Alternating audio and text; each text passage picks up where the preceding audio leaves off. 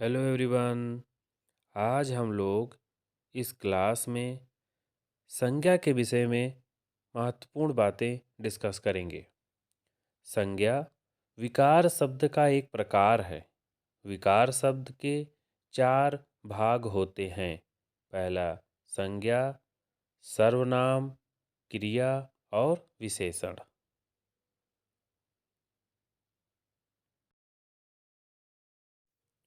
विकार शब्द किसे कहते हैं? जिन शब्दों में विकार उत्पन्न हो या लिंग, वचन, कारक आदि के कारण परिवर्तन आता है, उन्हें विकार शब्द कहते हैं।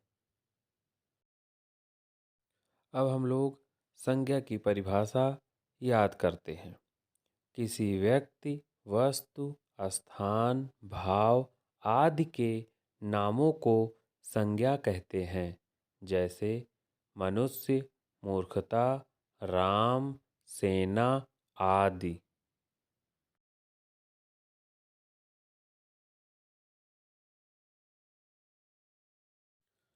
व्युत्पत्ति के आधार पर संज्ञा को तीन भागों में बांटा गया है। पहला है रूढ़, दूसरा यौगिक, तीसरा योग रूढ़।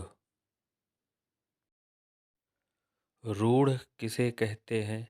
ऐसे संज्ञाएं जिनके खंड निरर्थक होते हैं। जैसे आम।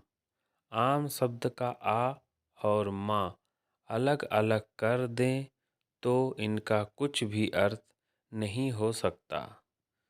जैसे घर, हाथ, पैर, मुंह आदि। यौगिक किसे कहते हैं? ऐसी संज्ञाएं जिनके खंड सार्थक होते हैं।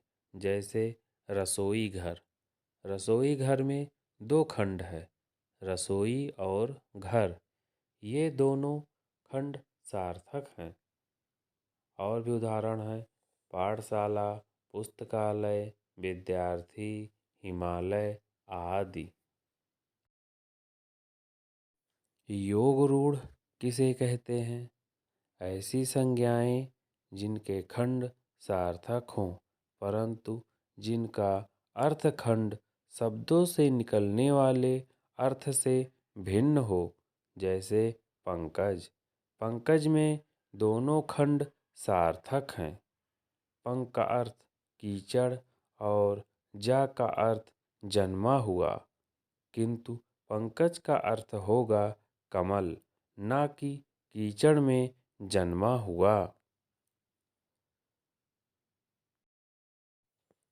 अर्थ के आधार पर संज्ञा को पांच भागों में बांटा गया है। पहला व्यक्तिवाचक संज्ञा, दूसरा जातिवाचक संज्ञा, तीसरा समूहवाचक संज्ञा, चौथा द्रव्यवाचक संज्ञा, पांचवा भाववाचक संज्ञा। सबसे पहले हम लोग व्यक्तिवाचक संज्ञा के बारे में जानेंगे।